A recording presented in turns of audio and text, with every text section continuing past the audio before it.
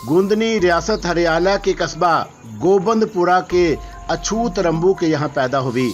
उसी तरह जैसे गरीबों के बच्चे खामोशी से पैदा हो जाते हैं। रात गए जब रंबू चर्च के नशे में धुत देवरी में पड़ा था और रसीली के दर्द उठा। घर में और कोई नहीं था और शदीद तकलीफ के आलम में उसने रंबू को झंझोड़ कर उठाने की कोशिश की, लेकिन रंबू तो उस वक्त अंदर सभा में बैठा दम लगा रहा था। वो आंखें बंद किए मुस्कुराने के सिवा और कुछ ना कर सका। उन्होंने मुझे हुक्म दिया है कि मैं किसी सपेरे या सांप पकड़ने वाले को तलाश करूं और उससे खौफनाक जहरीले सांप हासिल करके देवी के कमरे में छोड़ दूं ताकि सांप उसे डस कर ख़त्म कर दें। ये बात खुद सरोजनी देवी ने तुमसे कही थी। और दीवान जी का मुंह हैरत से खुले का खुला रह गया। हाँ महाराज, और ये भी कहा है कि अगर ये राज खुल गया और मैंने उनकी आज्ञा का पालन नहीं किया तो मेरी माँ और बहन का जीवन मुमकिन नहीं होगा। दीपचंद ने गहरी सांस लेकर कहा और उसकी परेशानी की वजह दीवान जी की समझ में आ गई। उनका दिल इन बातों पर यकीन करने को नहीं चाहता था, लेकिन बहुत से हक़ाइक़ उनके सामने थे जिनसे बात की तस्दीक होती थी। देर तक खामोशी तारी रही और फिर दीवान जी एक गहरी सांस लेकर बोले, बड़ी खौफनाक बात है ये दीपचंद, लेकिन मेरे और तुम्हारे अब तुमने क्या सोचा है? एक ही बात मेरे मन में आई है महाराज। क्या बात है? मुझे खुले दिल से बताओ। मैं रातों रात अपनी माँ और बहन को लेकर यहाँ से निकल जाऊँ और कहीं जाकर खामोशी से जीवन गुजार दूँ। नहीं दीपचंद, ऐसा मत करो। फिर क्या करूँ महाराज? क्यों ना हम देवी को सारी बातें बता दें और वही बताएंगे, दीवान जी ने कहा। और सरोजनी देवी को मालूम हो गया तो तुम चिंता मत करो, तुम्हारी माँ और बहन के जीवन की रक्षा मैं करूँगा, ये मेरा वचन है। आओ इसी वक्त देवी के पास चलते हैं और हम उसे पूरी बात बता देंगे, दीवान जी ने कहा और उठ खड़े हुए। किलारू ने राजकमल के कानों में पूरी कहानी दोहरा दी और वो दिल में मुस्कुराने लगी। ठीक है, तुम चिंता मत कर, आने दे उसे उन दोनों से। और उसे मुस्कुराते हुए कहा और उसी वक्त दरवाजे पर दस्तक सुनाई दी। आ जाओ दीवान जी, आ जाओ दीपचंद। दीवान की आवाज़ उभरी और वो दोनों भूंचका रह गए और दोनों के दिलों पर देवी की अजमत नक्श हो गई थी। और फिर वो दोनों अंदर दाखिल हो गए। देवी के होंठों की मुस्कान इस बात का इशारा थी कि उन दोनों ने, और उसने बैठने का इशारा किया। तब देवी ने कहा, इसमें परेशानी की क्या बात है दीपचंद? तुम वही करो जो तुम्हें उसने हुक्म दिया है। और अब तुम दीपचंद के साथ दीवान महाराज की हालत भी खराब हो गई। दोनों फटी फटी आंखों से देवी को देख रहे थे। दीपचंद ने तुम्हें जो कहानी सुनाई है और उसका एक एक लफ्ज़ दुरुस्त है दीवान जी, और मैं उसकी नई परेशानी से भी वाकिफ़ हूँ। और देवी के सराय के पास तुम्हें एक सपेरा मिल जाएगा। उसके पास बड़े बड़े जहरीले नाग हैं और तुम उससे वो नाग लो और उन्हें सरोजनी देवी की हदायत के मुताबिक मेरे कमरे में छोड़ दो। मैं तुम्हें इजाज़त देती हूँ। दीपचंद देवी के कदमों पर गिर पड़ा। मुझे क्षमा कर दे देवी, मुझे क्षमा कर दे, मैं निर्दोष हूँ। मैं जानती हूँ दीपचंद, मैंने तुम्हें दोषी कब कहा है, मगर देवी मुझसे ये ना होगा। तू महान है और मैं अपमान नहीं करूँगा, मैं ये पाप नहीं करूँगा।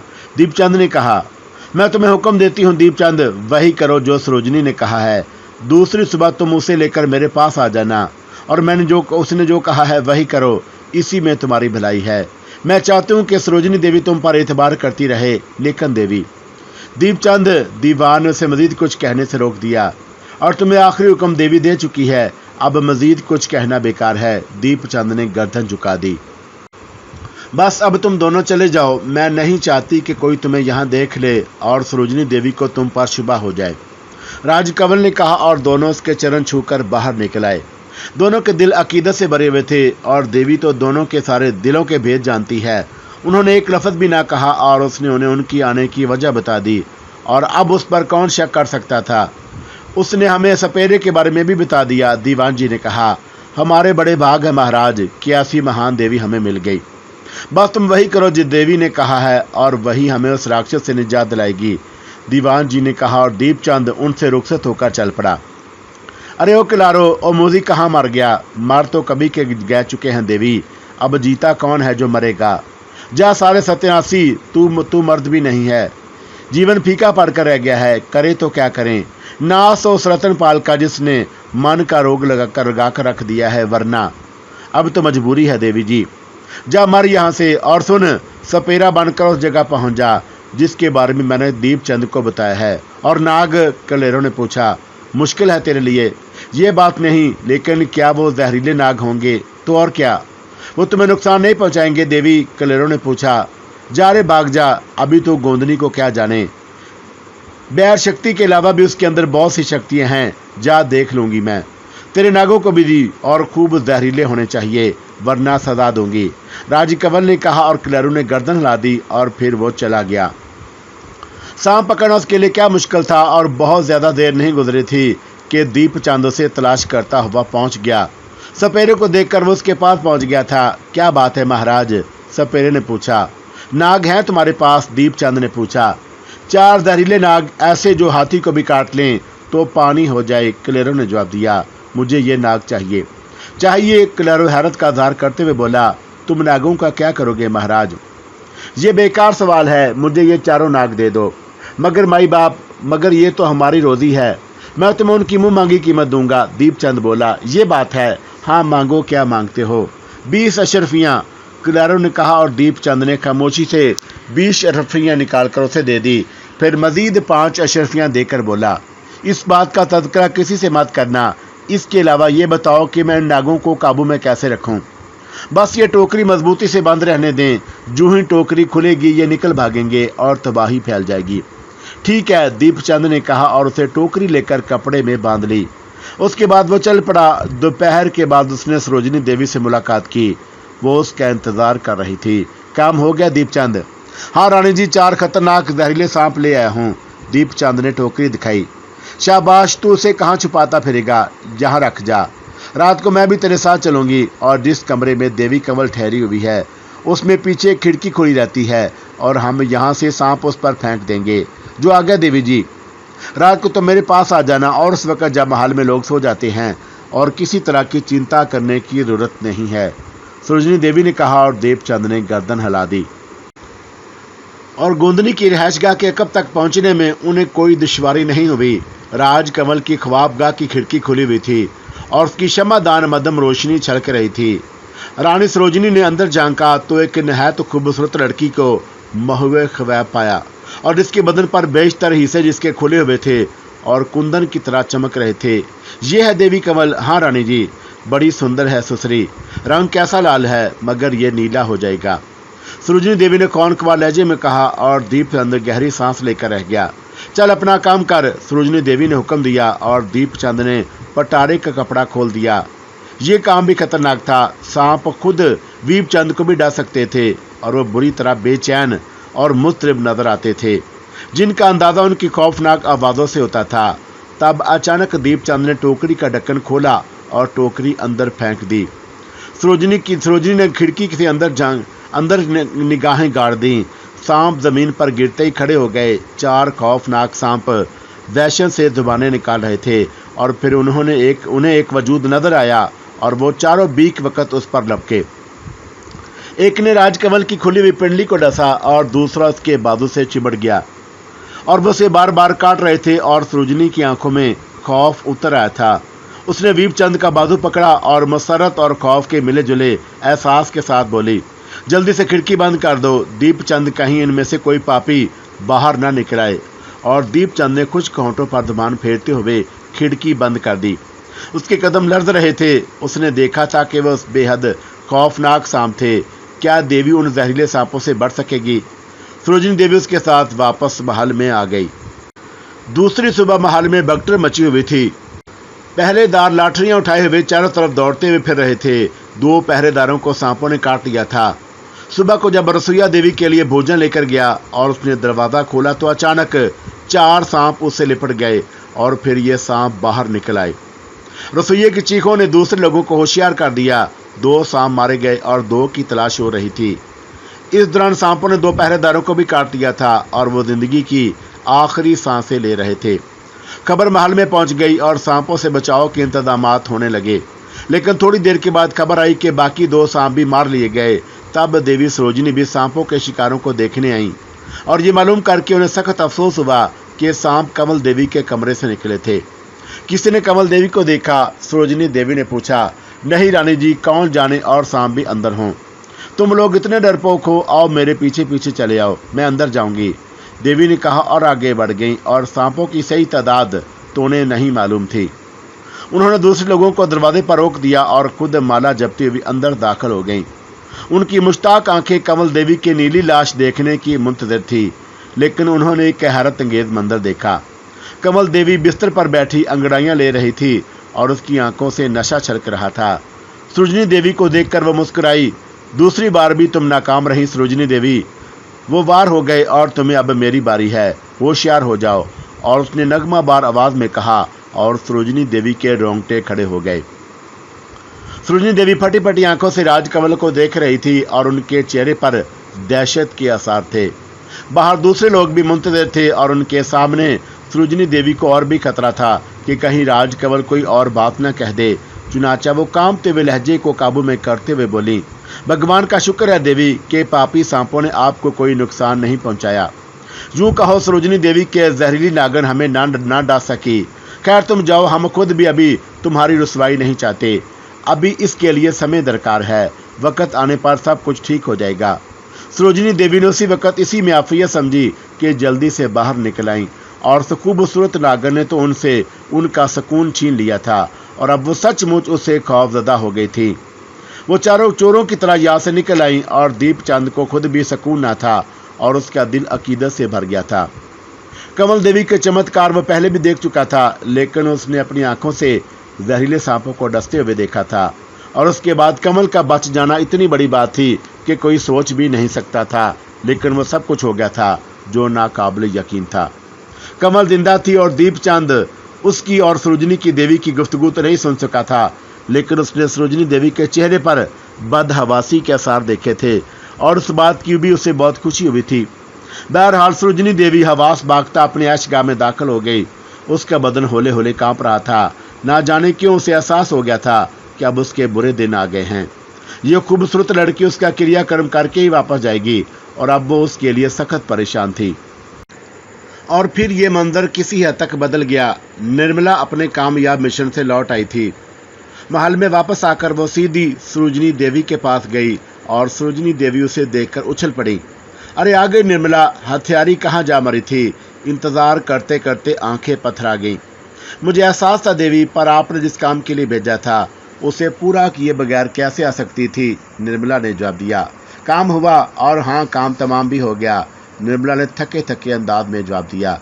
क्या बक रही है? और तुझे हुआ क्या है? सारा रंग पीला पड़ा हुआ है, क्या बीमार हो गई थी? सरोजनी देवी ने कहा।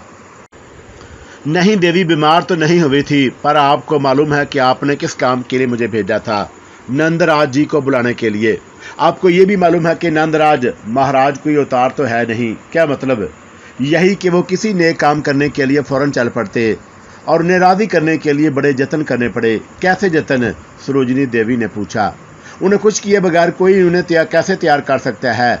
और इतने दिन तक शरीर दान करती रही हूँ, तब कहीं नंदराज महाराज पिघले हैं। हाय राम, अब तो मैं किसी काबिल नहीं रही, और अब मैं किसी और के तो कल ही नहीं रही। सरोजनी देवी निर्मला कराहती हुई बोली। ये ऐश हो रहे थे, जब ही तो मैंने कहा कि आखिर तूने इतने दिन कहाँ लगा दिए? सरोजनी देवी मुस्कुराती हुई बोली। काश मैं आपको इस ऐश के बारे में बता सकती, भगवान की सौगंध, बस मर गई हूँ, निर्मला ने कहा। अच्छा ये बता कि कहाँ है नंद महाराज? मेरे साथ आ गए हैं, मगर महल में रात को आएंगे और उनके लिए खास एहतमाम करना होगा। ओह ठीक है, एहतमाम क्या होगा? सरोजनी देवी ने पूछा। काले इल्म वाले सफाई सुथराई को पसंद नहीं करते, हमें किसी कूड़े पर उनसे मिलना होगा, ऐसी गंदी जगह जहां आम लोग एक मिनट ना रुक सकें। तो क्या हमेशा ही?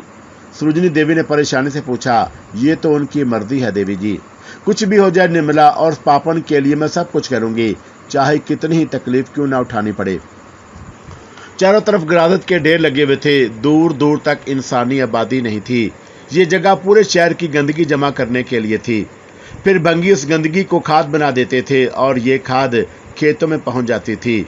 बदबू ऐसी थी कि दिमाग फट जाए। सरोजनी देवी की बुरी हालत थी, लेकिन निर्मला मुतमईन नजर आ रही थी। हाय निर्मला, तू कितनी पुरसकून है, मैं तो मरी जा रही हूँ, सरोजनी देवी ने घबराते हुए कहा।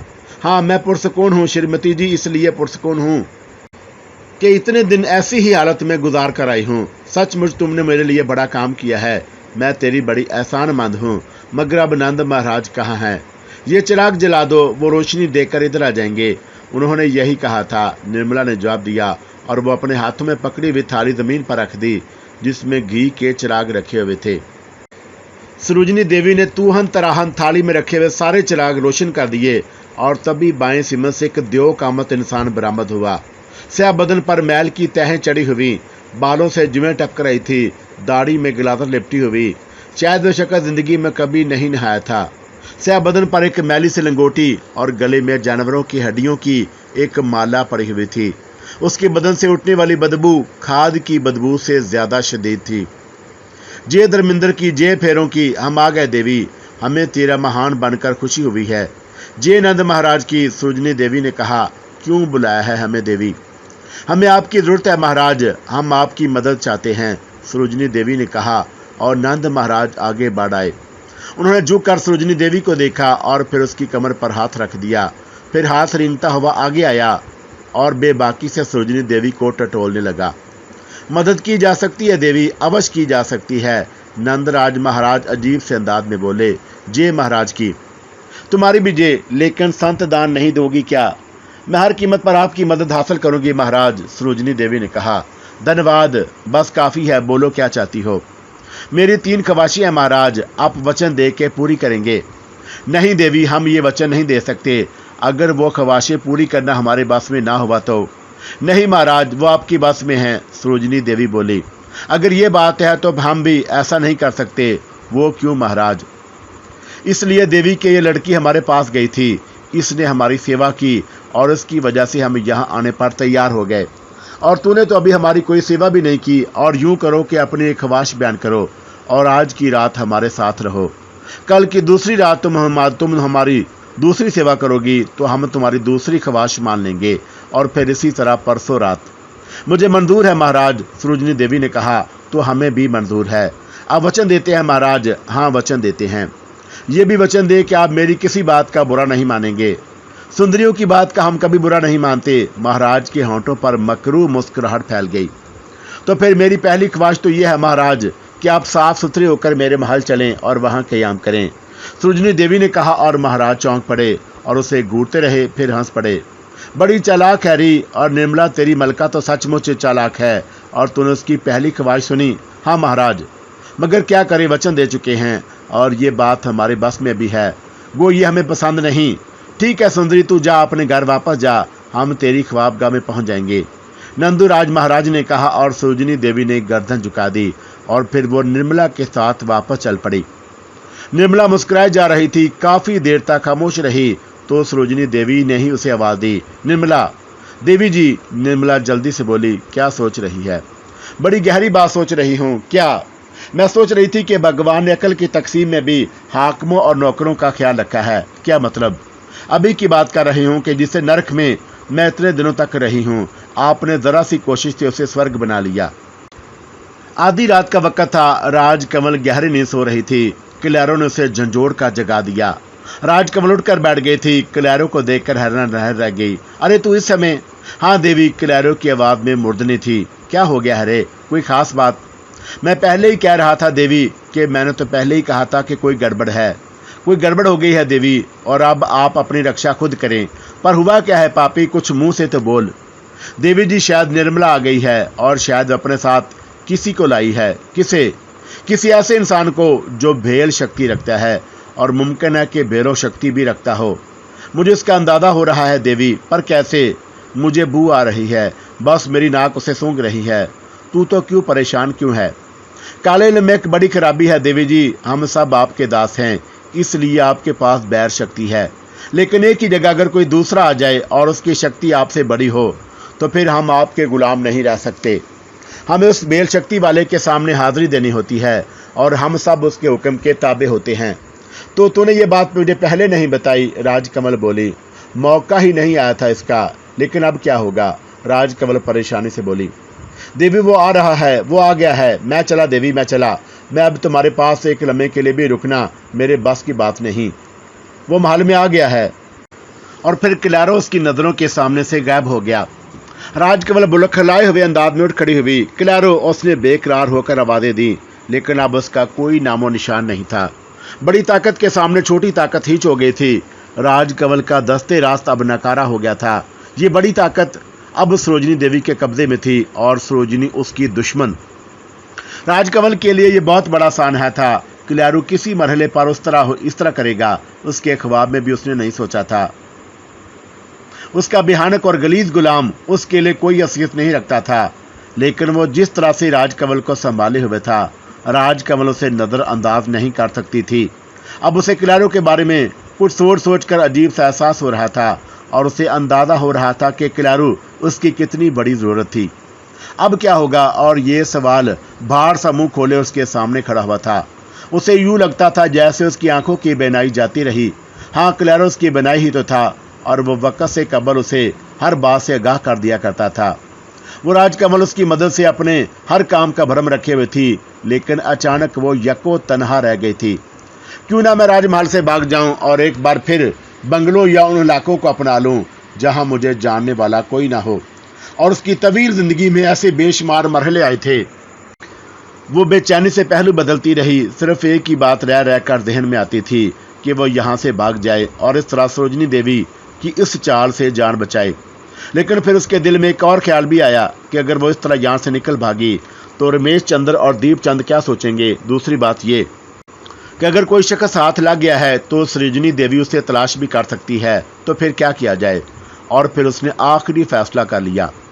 बेरो शक्ति रखने वाले शख्स को देखा तो जाए, ये तो मालूम किया जाए कि वो है क्या चीज। और ये ख्याल उसके दिल में जड़ पकड़ गया। वो अपनी जगह से उठ गई और उसने अंदाजा लगाया कि सरोजिनी देवी ने उस शख्स से मुलाकात की होगी और उस बाग में की होगी जहां वो दीप चंद को फैला फुसला रही थी। चुनाचा उसे वहीं तलाश किया जाए। अब बाग में जो लिखा है वो तो होकर रहेगा। खतरा मूल लिए बगैर कोई चाराकार नहीं। और वो छुपती छपाती चल पड़ी और थोड़ी देर के बाद वो उस बाग में थी।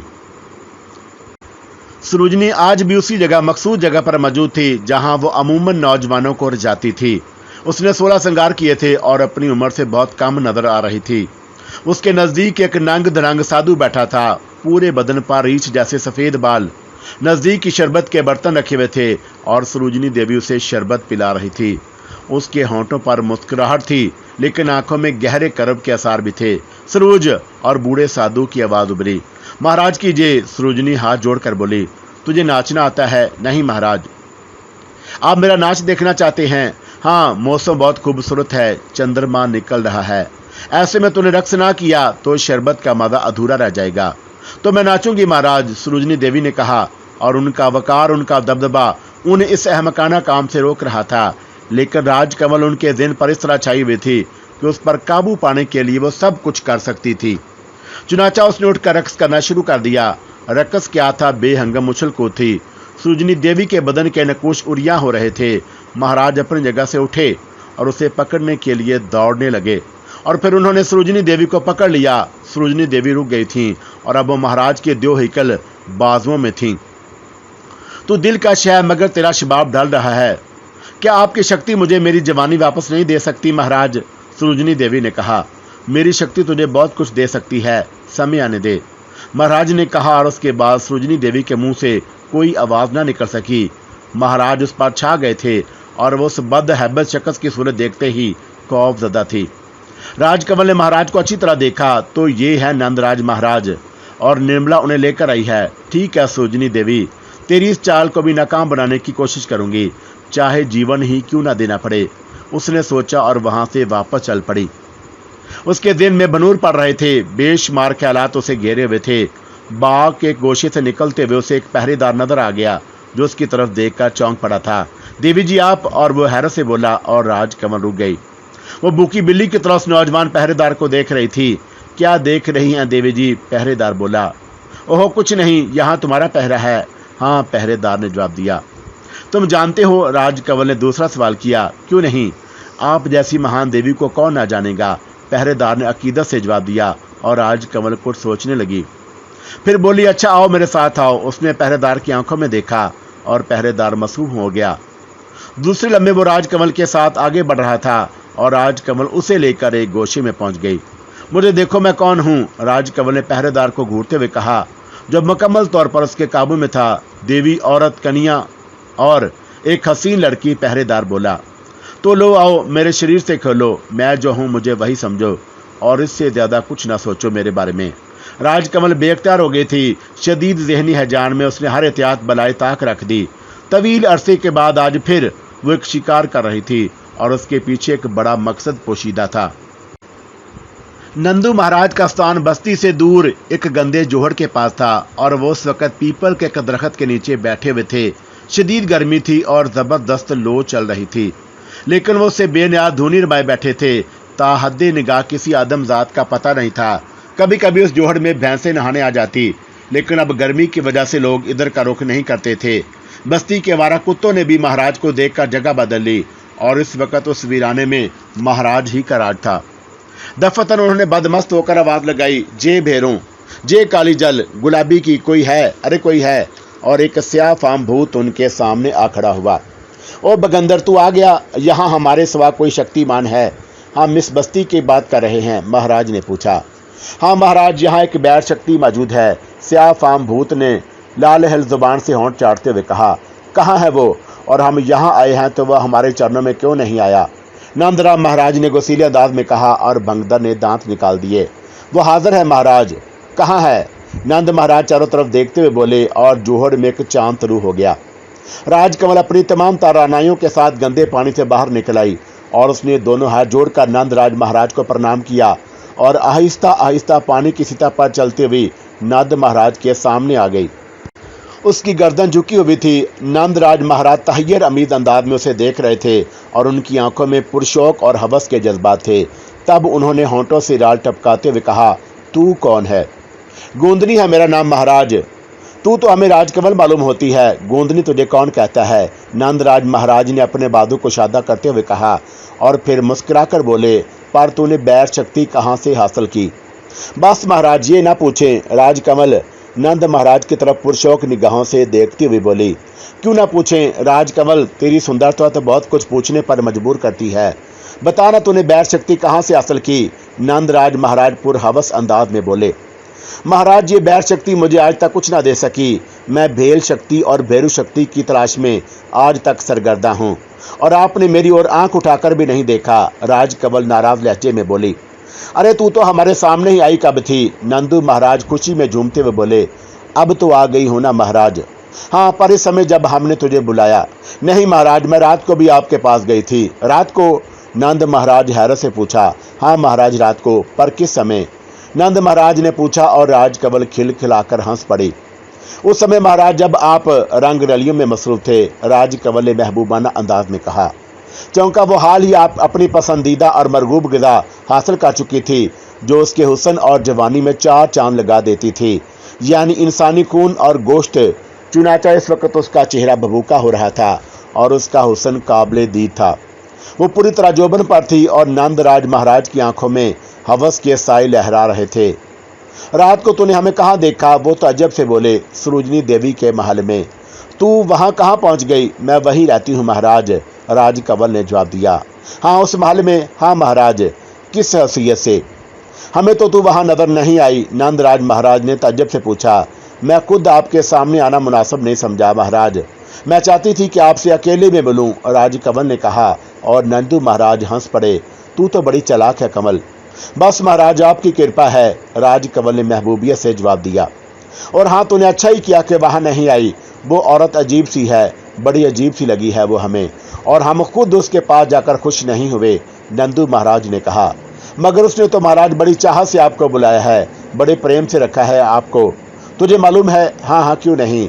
क्या तू ये भी जानती है कि उसने हमें क्यों बुलाया है? नंद महाराज ने पूछा। अच्छी तरह जानती हूँ महाराज, राजकमल बोली। हमें बता, और क्या तू ये जानती है कि बैर शक्ति रखने वाले बेल शक्ति रखने वालों के गुलाम होते हैं और उस समय तक उनके सामने उनकी सेवा में हाजिर रहते हैं जब तक बेल शक्ति वाले और भैरू शक्ति वाले वहाँ से चले ना जाएं। मुझे कुछ नहीं मालूम महाराज, और जो बात मुझे नहीं मालूम वो बात आप मुझे मेरे गुरु की हैसियत से बता दें, राजकमल ने लिहाजा से कहा। गुरु बनाएगी हमें अपना? क्यों नहीं महाराज, मन से ये चाहती हूँ, राजकमल ने मुसरत अमीर लहजे में कहा और नंदराज मुस्कुराने लगे। गुरु दक्षिणा देना जानती है? क्यों नहीं। अगर ना जानती तो इस जोहड़ में क्यों उतरती? और हाँ, हमें उस बात का अंदाजा हो गया कि तू शक्ति हासिल करने की कुव्वत रखती है। तुझे यकीनन कोई और ज्ञान भी है। हमारा इल्म यही कहता है। महाराज, तुम्हारी एक अच्छी चेली साबित हो सकती हूँ। मुझे भेल शक्ति और भैरव शक्ति दे दो। मैं तुम्हारी सेवा में इसीलिए हाजिर हुई हूँ। देंगे, अवश्य देंगे, क्यों नहीं देंगे। पर हाँ, तू देवी की बात कर रही थी, उसने तो हमें यहाँ क्यों बुलाया है? नंदराज महाराज ने पूछा। मेरे लिए महाराज, मेरे लिए, राजकमल ने कहा और नंद महाराज चौंक पड़े। तेरे लिए? हाँ महाराज, मैं उसी महल में रहती हूँ और मैं आपको बहुत सी ऐसी बातें बताऊंगी जो अभी तक आपको सरोजिनी देवी नहीं बताई होंगी। ओहो हो, जरूर जरूर बैठ जा, हमारे पास आ और तू चिंता न कर। आप बैठ, इस समय कोई नहीं है, दूर दूर तक कोई नहीं। बेड़ और भेल रास्ते की हिफाजत कर रहे हैं। आज तू मेरे पास आ जा और अपनी सारी बप्ता बयान कर, यहाँ कोई नहीं आएगा। और राजकमल उनके सामने बैठ गई और उसके दिल में लड्डू फूट रहे थे। महाराज नंद महाराज जिस अंदाज से उससे गुफ्तगू कर रहे थे, उससे अंदाजा होता था कि वो उसके जाल में बाआसानी फंस सकते हैं।